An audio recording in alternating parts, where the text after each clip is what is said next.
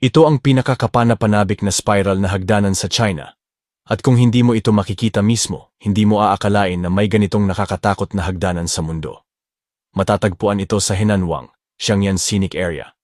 May taas itong 288 talampakan at mistulang isang higanteng dragon na nakakapit sa isang malaking pako ng bakal habang paikot na umaakyat, perpektong nakapaloob sa bundok.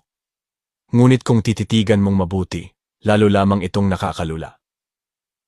Ang orihinal na 331 baitang ng hagdanan na ito, pati na rin ang mga hawakan, ay may hollow-out na disenyo.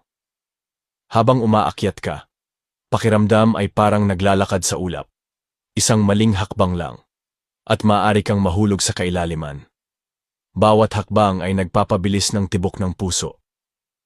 Ang istrukturang ito ay parang isang likhang sining na sumusubok sa hangganan ng kakayahan at tapang ng tao. Kaya talagang sulit itong tuklasin at pahalagahan. Ngunit ang higit na nagpapaspecial dito ay hindi ito hagdanang maaaring akyatin ng kahit sino. Bago sumubok ng hamon, kailangang pumirma ang bawat adventurer ng isang health certificate bilang patunay na wala silang sakit sa puso o respiratory system. Tulad ng nakikita mo, mas kapanapanabik ito kaysa sa ating inaakala, at ang paghihigpit na ito ay lalong nagpapakita ng panganib ng pagsubok na ito. May tapang ka bang subukan ang ganitong delikadong hamon?